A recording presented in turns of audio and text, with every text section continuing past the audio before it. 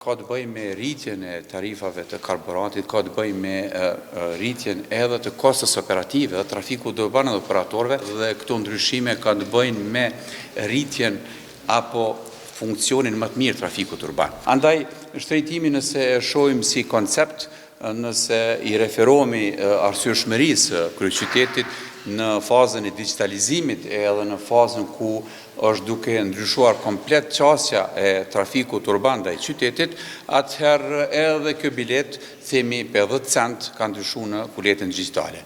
Rëndësia e shfrytëzimit të digitalizimit edhe kuletës në këtë rast në trafikun urban, bashkëdhëzimit të operatorit publik edhe trafikut urban në një tëndësi, ka rëndësinë e saj të veçantë.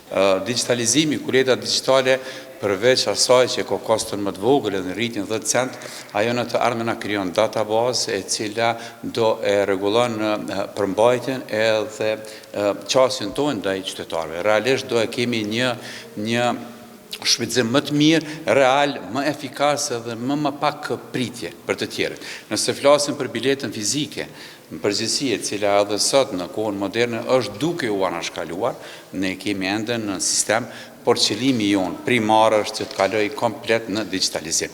Përndryshe nëse flasim për kostet që porritën, mos flasim vetëm për biletën, por kostet në përgjithësi që e kanë kaplu vendin, ka të bëjë me rritjen e tarifave të karburantit, ka të bëjë me rritjen edhe të kostës operative dhe trafiku urban dhe operatorëve, ata siç e dini janë në një fazë ku kemi nënshkruar kontratën edhe me operatorin privat dhe me publik në ndryshimin e shfrytëzimit të autobusëve të vjetër. Realisht kanë premtuar se do të marrin autobus të rinj, e cila e rrit kostën për me përmbush nevojën që trafiku urban së shpejti të jetë modern dhe efikas. A janë shërtuar dhe alternativa tjera para se me marrë vendimin për rritjen e çmimit të biletave, edhe pse nuk është konsideruar fillimisht përmirësimi i gjithë sistemit para rritjes së çmimit të biletave? Sigurisht se pyetje me vend, rritja e çmimit ka ardhur pasi që kemi ekipet punuese të ekspertëve dhe vendorë dhe ndërkombëtar.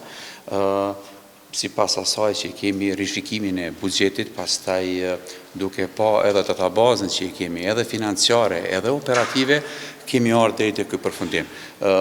Jeni të sigurt se përditësimi i shtrejtimit të biletave është bërë pas një kohë të gjatë, çmimet kanë qenë të njëjta një kohë të gjatë. Kemi tentuar dhe kemi bë ndryshime në funksionalizimin e proceseve të tjera brenda projektit.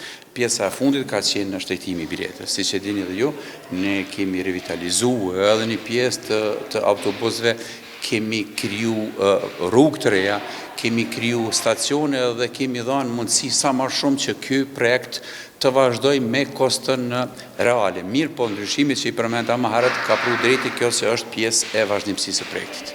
Çdo send është duke shtrejtuar, jeta jo në përgjithësi po shtrejtohet. Sigurisht se kryeqyteti është duke u mundu me bë maksimumin dhe këto ndryshime kanë të bëjnë me rritjen apo funksionin më të mirë trafikut urban.